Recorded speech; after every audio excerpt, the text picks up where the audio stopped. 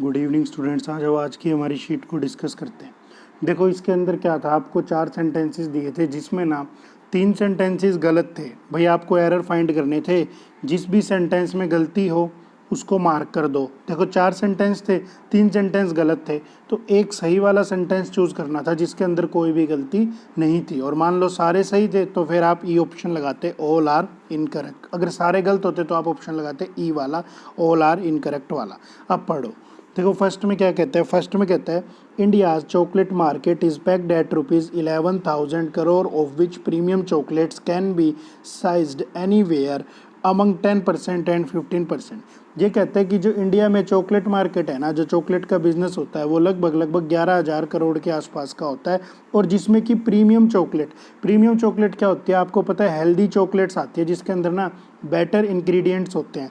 Gym जाने वालों के लिए एक स्पेशल तरह की चॉकलेट आती है, उसमें टेस्ट कुछ होता ही नहीं, एकदम कड़वी सी होती है। तो उस तरह की जो प्रीमियम चॉकलेट है ना, उनको आप कितना साइज दे सकते हो भाई, इस 11,000 करोड़ में से 10% से 15% जो बिजनेस होता है उस चॉकलेट का होता है। एरर की बात आई तो देखो 10% और 15%, दो वैल्यू थी तो अमंग नहीं, दो चॉइस में से एक लगाना था तो हमें लगाना था बिटवीन, यानी ए पार्ट के अंदर तो एरर था। अब बात करते हैं बी पार्ट के अंदर। देखो बी में क्या कहता है, south Korea reported 52 new case of corona virus. अब मुझे एक बात बताओ, 52 बॉयज़ होता है या बॉय होता है? बॉयज़ होता है, यानी 52 एडजेक्टिव में काउंटिंग के बाद में हम प्लूरल नाउन लगाते हैं तो यहाँ केस नहीं, यहाँ क्या लगाते हैं 52 न्यू केसेस। क्या लगाते हैं जी? केसेस। यानी ए में भी एरर, बी में भी एरर। अब देखो थर्ड में क्या कहते हैं, ITC has plans to work with cocoa farmers directly in future। ITC किसी कंपनी का नाम है, इसने क्या किया है जी? प्लान किया है। क्या प्लान किया है जी? Has plans. देखो मेन वर्ब हैज़ ही है, ठीक है। प्लान्स यहाँ पर ऑब्जेक्ट है, ऑब्जेक्ट की तरह काम कर रहा है। ITC has plans to work with cocoa farmers directly in future. बिल्कुल ओके था, इस सेंटेंस में कोई भी गड़बड़ नहीं थी। कोको फार्मर जो होता है, ये सीड होते हैं कोको के, जो यूज़ होते हैं चॉकलेट बनाने के लिए। कोई बच्चा ये ना सोचे कि ये प्लान यहाँ पर वर्ब है, ये वर्ब नहीं है। अगर आप वर्ब मानोगे तो गड़बड़ होगी। जैसे बोलता नहीं है आई हैव ए कार, उसी तरह से ना यहाँ पर ये हैज़ पोजेशन दिखा रहा था कि किसके पास प्लान है, ITC के पास प्लान है। तो ये वाला सेंटेंस में नो एरर था, कोई भी गड़बड़ नहीं थी। अब एक बार डी में और देख लो। The company initially invested ₹100 crore to set up a greenfield chocolate manufacture.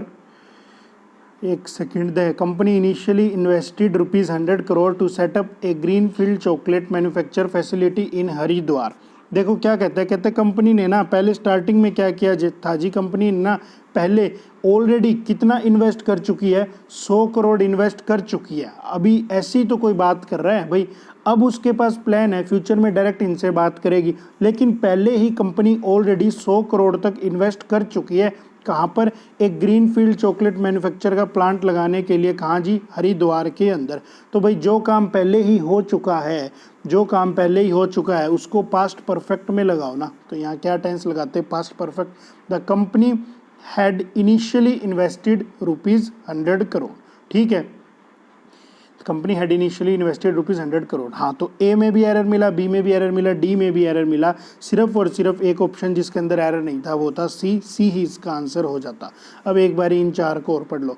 देखो क्या कहता है, Ratnakar bank was rename as RBL bank by government. तो हमने कितनी ही बार सीखा कि इज़-एम-आर वॉज-वर के बाद वर्ब दो तरीकों से, या तो V1 + ING या फिर वर्ब की थर्ड फॉर्म। तो यहाँ पर रीनेम नहीं, यहाँ क्या आना था? रीनेम्ड आना था। पैसिव फॉर्मेशन चाहिए थी, यानी इस पार्ट के अंदर तो एरर है। अब अगले को पढ़ो। The government expects all the merger of public sector bank which were announced in 2019 to become effective from April 1। ठीक है, इसके अंदर कोई भी गड़बड़ नहीं लग रही। द गवर्नमेंट एक्सपेक्ट करती है, ठीक है। इसने गवर्नमेंट को सिंगुलर माना है, वर्ब भी सिंगुलरली। क्या? All the mergers of the public sector bank, all के बाद प्लूरल नाउन भी लगाया, of public sector banks which were announced, were के बाद भी वर्ब की third form, in 2019 to become effective, ठीक है, कोई इशू नहीं था। To become effective from April 1, okay है, कोई गड़बड़ नहीं है। बी में कोई एरर नहीं है। अगले वाले को पढ़ो। Analyst believe that lower gas prices would be bad with exploration. तो भाई लोअर गैस प्राइसेस नहीं, कंपेयर थोड़ी कर रहा है, दो चीज़ों को कंपेयर करता है तब मैं लोअर कहता, पहले से लोअर थोड़ी है कहता है, अगर कम करेंगे तो यहाँ पर लोअर की बजाय आप क्या लगा सकते थे, यहाँ नॉन फाइनाइट वर्ब लगाते, लोअरिंग गैस प्राइसेस, यानी सी पार्ट के अंदर एरर था। डी को पढ़ो, द सेंट्रल ड्रग, एक सेकेंड, डी में क्या कहता है जी, the central drug standard control organisation will be regulate the medical devices now. तो एक बात बताओ, will be regulate the medical devices now, जब नाउ की बात कर दी तो कहता है अब से ये रेगुलेट करेंगे, तो भाई फिर तो प्रेजेंट की टेंस लगाओगे ना, फ्यूचर का क्यों लगा रहे हो नाउ के साथ में, तो इसको काट देते। Central drug standard control organisation singular थी तो इस वर्ब को भी सिंगुलर बनाते, regulates the medical devices now. अब बारी आई, एरर किस किस के अंदर था, डी के अंदर भी एरर मिल गया हमें, ए के अंदर भी मिला, सी के अंदर भी। आंसर था जी बी, जिसमें कोई भी एरर नहीं था। अब नेक्स्ट को पढ़ो, Mahindra Renewables will sell its entire stake in 3 subsidiaries to CLP, a part of Hong Kong CLP Group, as nearly rupees 340 crore rupees आना था यहाँ पे। महिंद्रा रिन्यूएबल है जो क्या कर रही है जी, अपना पूरा स्टॉक बेचेगी। Will sell its entire stake in 3 subsidiaries, 3 हिस्सों में बेचेगी। किसको? CLP इंडिया को। और ये CLP इंडिया कौन है? हांगकांग की किसी कंपनी का ग्रुप है, ठीक है। एज नियरली 340 करोड़, तो एज नियरली नहीं, एज तो एक रीजन बताता है कितने में बेच रही है, आगे अमाउंट ही तो बता रहा है 340 करोड़ में, तो यहाँ पर एज की बजाय आपको क्या लगाना चाहिए था, आपको लगाना था 4, ठीक है। आगे देखो क्या कहते हैं, ए में एरर था, अब ए को हटा दो। The agreement will be sign to Doha city between Taliban representatives and US special envoy Zalmay Khalilzad. देखो क्या कहता है जी, जो एनवॉय है ना, एग्रीमेंट है ना, उसको साइन किया जाएगा दोहा सिटी में। तो टू दोहा सिटी नहीं, कहाँ पर? इन दोहा सिटी। पढ़ो इसको, the agreement will be signed in Doha city. किस किस के बीच में? तालिबान के रिप्रेजेंटेटिव के बीच में और US स्पेशल एनवॉय। एनवॉय होता है जी दूत, जिसका नाम क्या है जी? ज़ल्मे खालिजाद। यानी बी में भी एरर हो गया। अब बात कर लेते हैं सी के अंदर। सी में क्या कहता है जी, the US intelligence community publicly concluded that Russia intervene in their security matters. तो भाई matter noun, security adjective, their क्यों? ये वाला देयर तो एक सब्जेक्ट की तरह काम करता है, हमने पढ़ा था ना, डमी था।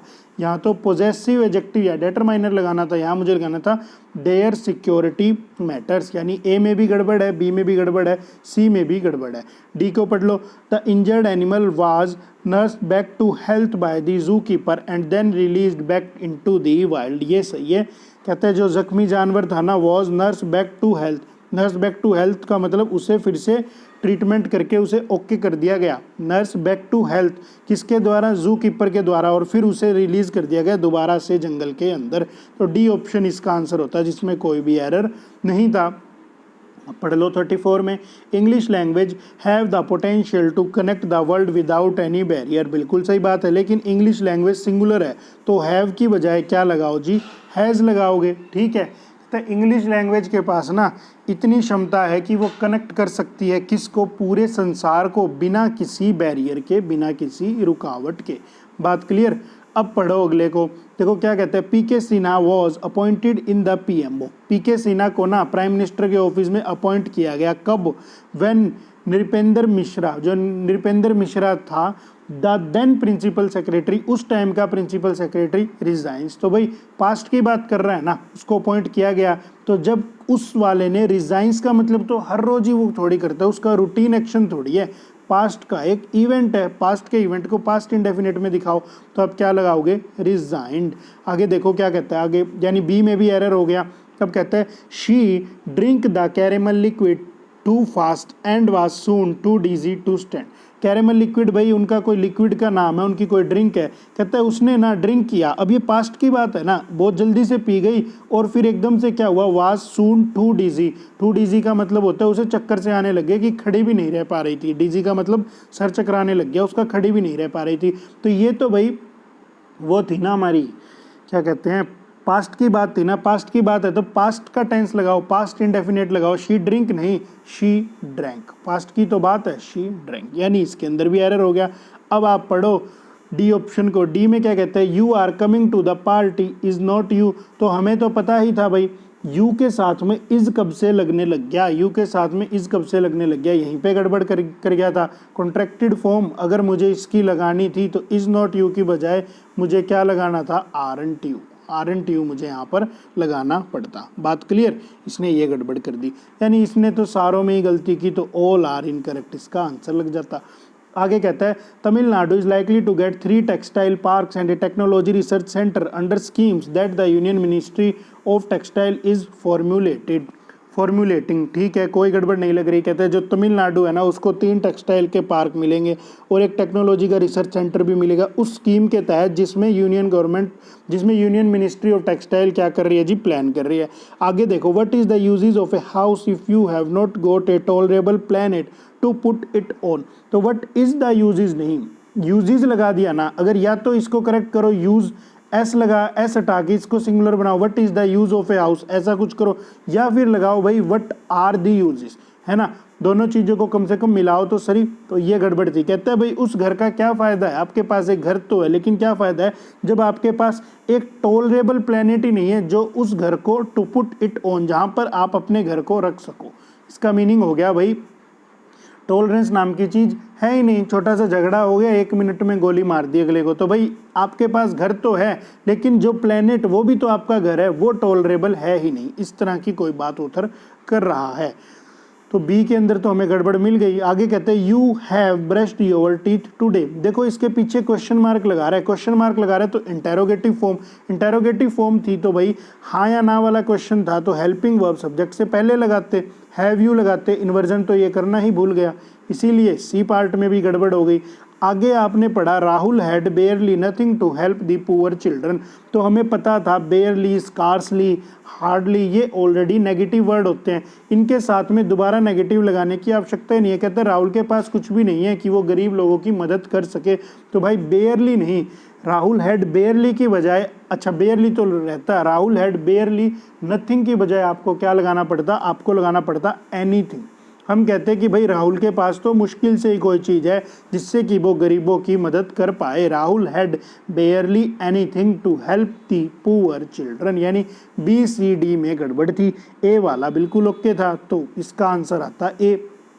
अब आप इसके अंदर पढ़ो, देखो इसके अंदर ना आपको वो करना था, वर्ड दिए हुए थे, या तो वर्ड ग्रामर के हिसाब से गलत लगा रहा है या फिर स्पेलिंग की मिस्टेक कर रहा है। तो कहते हैं दी क्या कहते हैं जी, the manager balance the strength of his team against that of their opponent and side. भाई मैनेजर ने क्या किया, बैलेंस की अपनी टीम की स्ट्रेंथ ओपोनेंट की टीम के बराबर बैलेंस कर दी, और उसने क्या किया जी, सहाय किया। सहाय का मतलब होता है एक तरह की ब्रीथ लेना, रिलीफ में जब हम रिलीफ फील करते हैं उस तरह की ब्रीथ लेना। तो इसके अंदर तो कोई भी गड़बड़ नहीं थी, सारा ही ओके था, ऑल आर करेक्ट इसका आंसर हो जाता।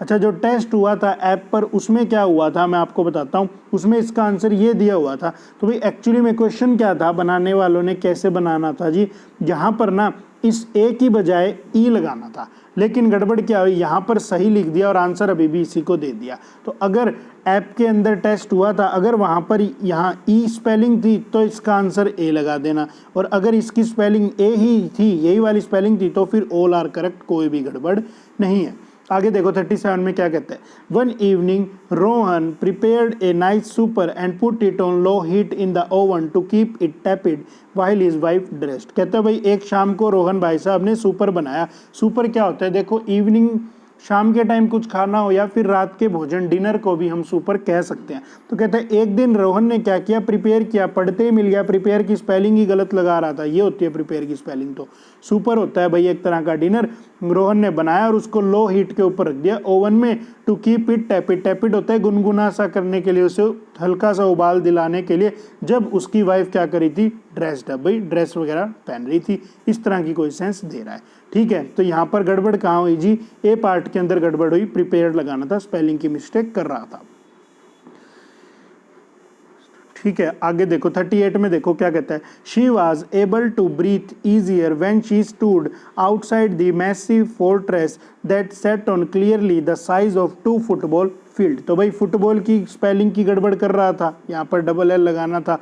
मीनिंग क्या हुआ, she was able to breathe easier, कहते हैं भाई उसे चैन की सांस आई, आराम की सांस आई जब वो बाहर आके खड़ी हो गई। When she stood outside the massive fortress, अब पता नहीं वो बाहर महल के अंदर से बाहर आई या महल को ढूंढ रही थी, उस महल को देख के उसे चैन की सांस आई, क्या सेंस है। When she stood outside the massive fortress, जब वो उस बड़े से महल के किले के सामने खड़ी हुई, जो कहाँ खड़ा था किला, दैट सेट ऑन क्लियरली, जो कहाँ खड़ा था किला, साइज ऑफ 2 फुटबॉल फील्ड, भाई इतना बड़ा किला था कि 2 फुटबॉल की फील्ड जितने में बना हुआ था। वो लड़की जब इसके सामने खड़ी हो गई तब उसे चैन की सांस आई। फुटबॉल की स्पेलिंग में गड़बड़ थी। अब आगे पढ़ो। From time to time Jack would looking over Mungo's shoulder, suggesting tactics which invariably proved disastrous। तो भाई एक बात बताओ, कहता है समय समय पर ना जैक, ये जो वो कैप्टन जैक स्पैरो वाली पिक्चर नहीं थी क्या, उसकी कोई चीज बता रहा है। Would looking over Mungo shoulder, किसी के शोल्डर की तरफ देख रहा है और उसको सजेस्ट करता है क्या, टैक्टिक्स, एक तरह की ट्रिक्स या हथकंडे जो अल्टीमेटली प्रूव हुए कैसे, डिजास्टर्स। तो अब बात करते हैं गड़बड़ की। तो भाई मोडाल के बाद आपको पता है मोडाल वर्ब के नालायक बच्चे थे, है ना, डिफेक्टिव पीस थे, इनको मेन वर्ब बना नहीं सकते थे, यानी इनके बाद में हर हाल में कोई ना कोई मेन वर्ब चाहिए, क्योंकि ये हमेशा हमेशा हेल्पिंग वर्ब की तरह काम करते हैं। बात क्लियर हो गई। अब आप एक बात समझने की कोशिश करो भाई, वुड के बाद लुकिंग ओवर लगाया, लुकिंग ओवर तो वर्ब की तरह काम ही नहीं कर रहा था, है ना, क्योंकि V1 + ing without helping verb का काम नहीं करती, तो आप लुक लगा देते, सेंटेंस करेक्ट हो जाता। क्या लगा देते, वुड लुक ओवर। बात क्लियर। अब आगे क्या कहता है जी, आगे कहता है, एक सेकंड, आगे क्या कहता है, आगे कहता है horrified passengers saw Olive stumble and fall off a platform as an express rolled in. भाई हॉरिफाइड पैसेंजर्स, पैसेंजर पढ़ के मुझे पता लगा यात्री हैं, डरे हुए यात्रियों ने देखा ओलिव पता नहीं किसी ट्रेन का नाम होगा, स्टम्बल उसको लड़खड़ाते हुए, मतलब टेढ़े मेढ़े तरीके से चल रही थी, एंड फॉल ऑफ नहीं, fall from a platform as an express rolled in. भाई ट्रेन जो थी गड़बड़ करती हुई चल रही थी और फॉल फ्रॉम में ऐसे लग रहा था अभी गिर जाएगी किसी प्लेटफॉर्म से। तो यहाँ पर क्या गड़बड़ हो रही थी, फॉल ऑफ की बजाय प्रेपोजिशन की गड़बड़ लगा रहा था, फॉल ऑफ ये वाला ऑफ लगाना था, डबल एफ वाला ऑफ लगाना था। अब आप आगे पढ़ लो। देखो फिलर्स दिए, फिलर्स के अंदर कुछ भी ज़्यादा लंबा चौड़ा था ही नहीं, बहुत ही आसान सा था। कहता है there is nothing to indicate the buildings past dash the fireplace. कहता है भाई बिल्डिंग के पास्ट के बारे में ना कोई भी बात बताई ही नहीं जा सकती, कोई भी चीज़ इंडिकेट नहीं की जा सकती एक्सेप्ट दी फायर प्लेस। फायर प्लेस क्या होता है, फायर प्लेस के कई मीनिंग होते हैं भाई, है ना।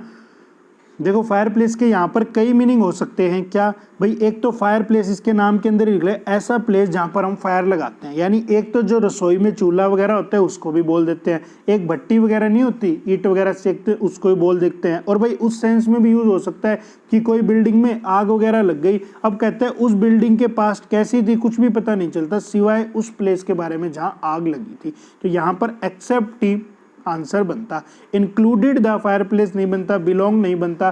बेयर्ड का मीनिंग तो होता है वर्जित करना, किसी को रोकना। आंसर इसका एक्सेप्ट बनता। अब ये सेंस बेस्ड था प्रॉपरली, इसमें कोई लॉजिक नहीं लग सकता था। फोस्टर का मीनिंग होता है एनकरेज करना, ठीक है। देखो क्या कहता है जी, 2 circus elephants that perform together dash when crossing paths 23 year later. भाई 2 सर्कस के एलिफेंट थे, सर्कस के 2 हाथी थे। देखो आगे ना दैट लगाया, दैट परफॉर्म्ड टुगेदर। अब मैं आपको एक बात कहूं, ये ना इन एलिफेंट्स के बारे में एक एक्स्ट्रा इन्फॉर्मेशन दे रहा है, तो ये एक तरह का क्लोज हो गया, एडजेक्टिव का क्लोज हो गया। अब इसको छुपाओ, 2 circus elephants dash when crossing paths 23 year later. अब मुझे पढ़ के पता लगा इस सेंटेंस के अंदर वर्ब नहीं आ रही तो सेंटेंस नहीं बन सकता। तो अब तो बस वर्ब ढूंढनी है और पास्ट की ही कोई ना कोई बात कर रहा है ना।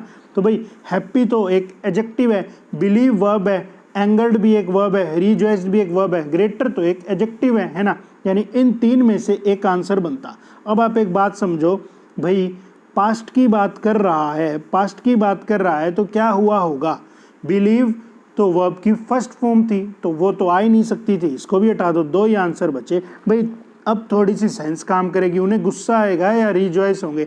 भाई 2 हाथी 23 साल बाद मिले, पहले सर्कस में एक साथ काम करते थे, फिर 23 साल बाद अचानक एक दूसरे से मिले तो क्या होंगे, खुश ही तो होंगे, दुखी थोड़ी होंगे। ऐसा थोड़ी है वो उस टाइम पे जानी दुश्मन थी, परफॉर्म टुगेदर कर रहे थे तो उनके बीच में कोई बॉन्डिंग तो हो रही होगी, तो वो रिजॉय हुए होंगे। रिजॉयस का मीनिंग क्या होता है, खुश होना, एक तरह से खुशी मनाना, टू फील जॉय, आनंदित होना, इस तरह की सेंस देता है।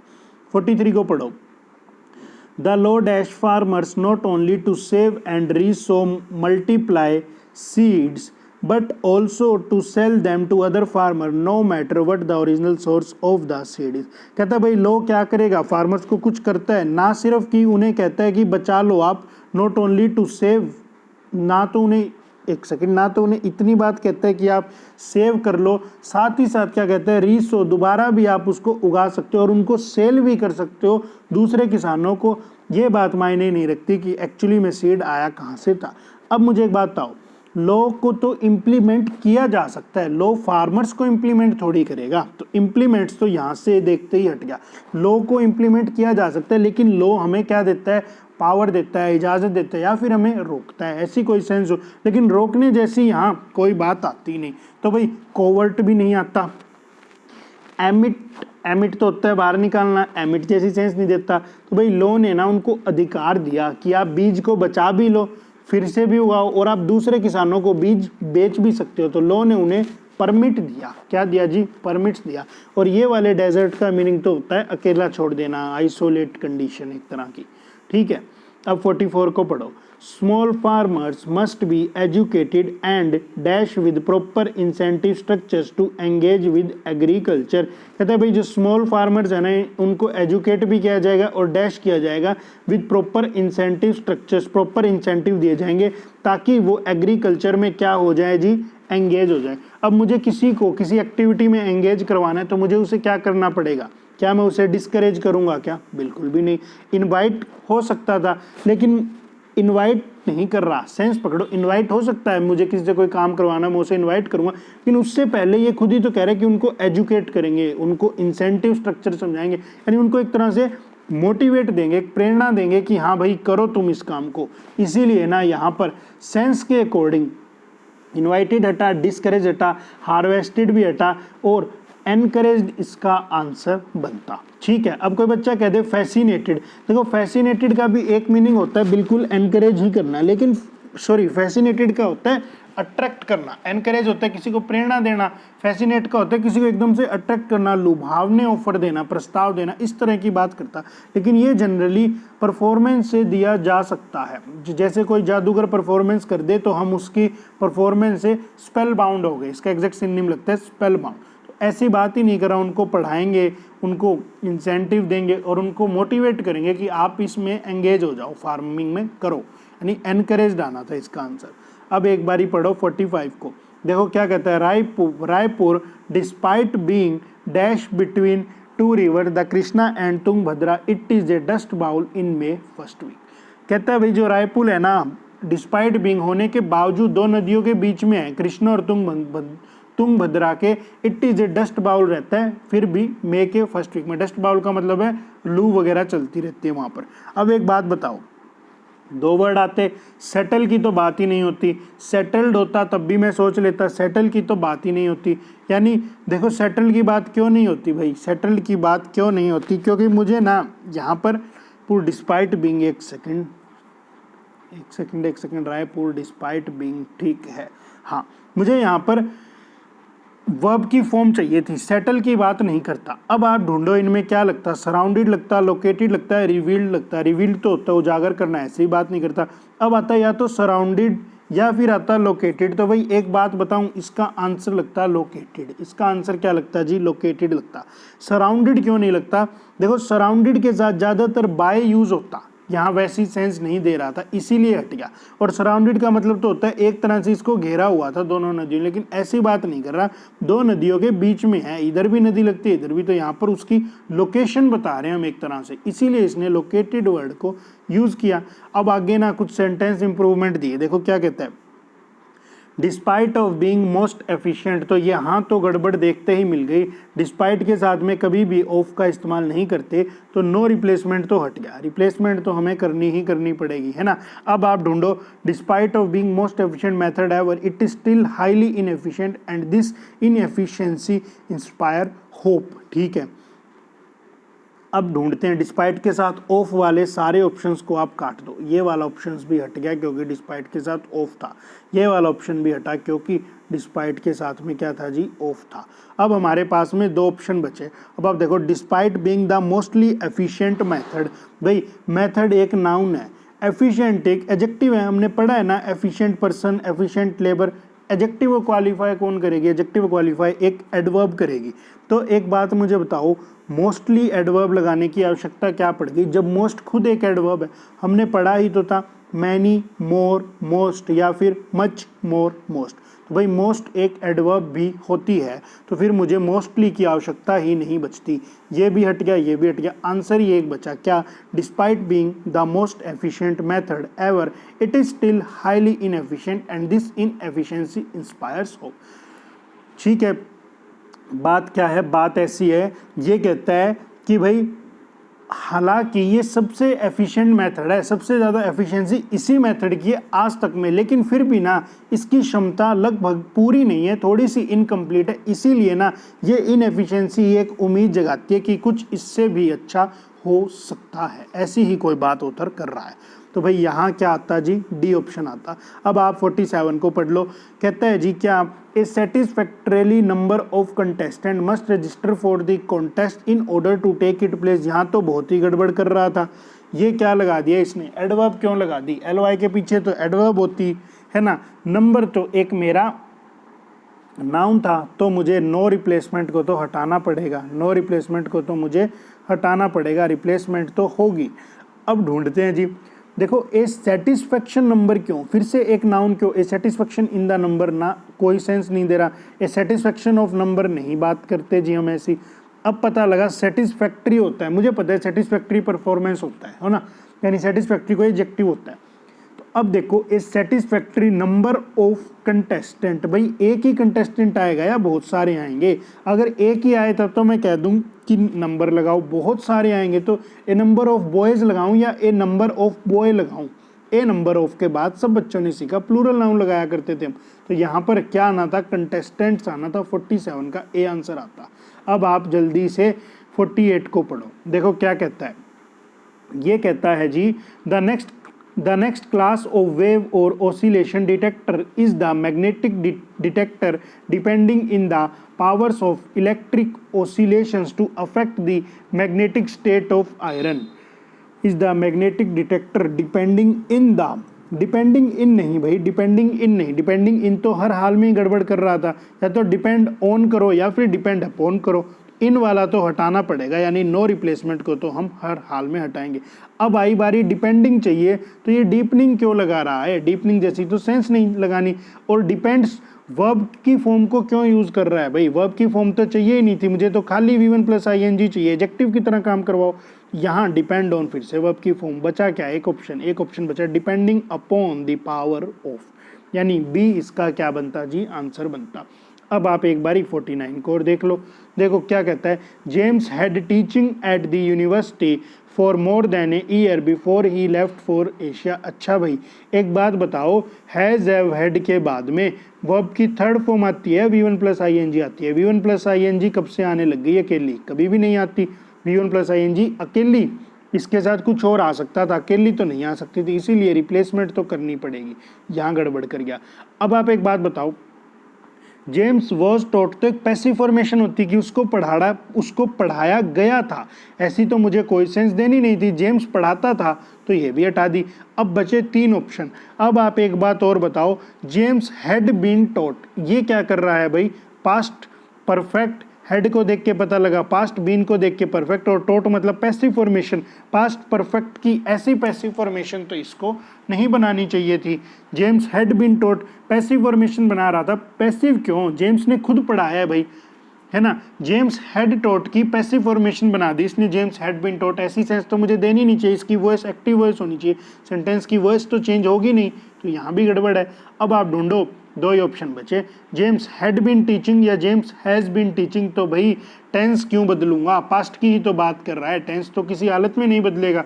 हैज बीन टीचिंग नहीं, क्या आएगा? Had been teaching. क्या टेंस बनेगा? Past perfect continuous. क्यों? क्योंकि आप देखो एक ड्यूरेशन भी तो दी है, more than a year before he left the Asia, ये एक अपने आप में ड्यूरेशन है। ठीक है, इसका आंसर बनता है जी सी ऑप्शन। लास्ट है आज का स्कोर, देख लो। देखो इसके अंदर क्या कहता है। His tail was short and scraggly and his harness had been and his harness had been broken in many places and fastened together again with cords and bits of wire. His tail was short. अब मुझे एक बात बताओ, पूंछ किसकी होगी, इंसान की या जानवर की? टेल का मतलब पूंछ, तो भाई जानवर की, यानी मुझे पता लगा यहाँ पर हिज किसी एनिमल के लिए लगा रहा है, लगाने दो। His tail was short and scraggly. Scraggly ना एडजेक्टिव है, इसके पीछे आप एलवाई देख के एडवर्ब मत समझना भाई, एडजेक्टिव है। क्यों एडजेक्टिव है? अगर तुम्हें कंफ्यूजन हुई भी थी तो तुम यूं सोच लेते कि भाई वॉज मेन वर्ब है, इज एम आर वॉज और मेन वर्ब बन गई, तो सब्जेक्ट कॉम्प्लीमेंट आएगा जो नाउन प्रोनाउन एडजेक्टिव होगा। तो टेल ही तो शॉर्ट है और टेल ही कैसी है, स्क्रैगली है। स्क्रैगली का मतलब होता है टेढ़ा मेढ़ा। इसका एक और सिनोनिम मेरे याद आ रहा है, सरपेंटाइन करके होता है, स्पेलिंग चेक कर लेना।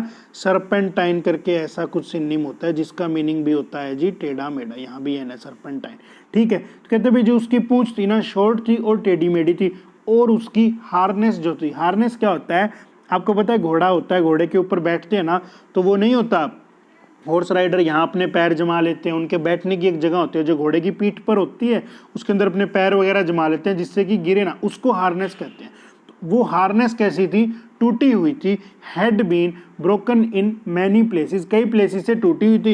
एंड फास्टन टुगेदर, उसको बांधा हुआ था, जुगाड़ से काम चला रहे थे। अगेन विद, कैसे कैसे बांध रहे थे? कोड, कोड होती है एक तरह की केबल, और बिट्स ऑफ वायर, वायर के टुकड़ों से। तो इसके अंदर तो कोई भी गड़बड़ नहीं थी, बिल्कुल ओके था। फिर भी मैं एक बारी ऑप्शंस देखता हूँ, ऑप्शन देख के क्या पता लगा। ऑप्शन देख के देखो, अगर तुम्हें गड़बड़ नहीं भी मिले तो ऑप्शंस तो हमें उठाने पड़ेंगे। अब ऑप्शंस देखो, ऑप्शंस में ही गड़बड़ कर रहा है। वॉज वर्ब के बाद वर्ब की थर्ड फॉर्म या V1 प्लस ING नहीं लगा रहा, यानी पहला ऑप्शन ही गलत है। हैज़ हैव हैड के बाद वर्ब की थर्ड फॉर्म आनी चाहिए, वो भी नहीं लगा रहा, यानी ये ऑप्शन भी गलत है। हैव बीन ब्रोकन लगा रहा है, ठीक है। टेंस बदलने की क्या आवश्यकता हो गई? जब यहाँ पास्ट की बात कर रहा है तो यहाँ भी पास्ट की बात करने दो, पास्ट की कोई घटना है, प्रेजेंट के टेंस की आवश्यकता बिल्कुल भी नहीं है। Have been breaking on, have been breaking on तो ऐसी सेंस देता कि पास्ट में भी टूट रही थी और अभी भी टूट रही है, तो प्रेजेंट परफेक्ट कॉन्टिन्यूस टेंस की कोई आवश्यकता नहीं थी। तो पास्ट का टेंस था और ऊपर से एक्शन तो परफेक्ट कॉन्टिन्यूस था ही नहीं, इसको तो दो तरीके से एलिमिनेट किया जा सकता था, ना तो एक्शन परफेक्ट कॉन्टिन्यूस था और ना ही टेंस प्रेजेंट था, तो ये भी हट गया। फिर क्या आंसर निकल के आया? Already know replacement require. वैसे भी इसके अंदर कोई भी मिस्टेक नहीं थी। ये थी आज की शीट, उम्मीद है आप बच्चों ने कर ली होगी। पसंद आई हो तो लाइक करो, नहीं पसंद आई तो डिसलाइक करो और कमेंट्स में ज़रूर बताओ क्या कमी हो गई। Thank you students.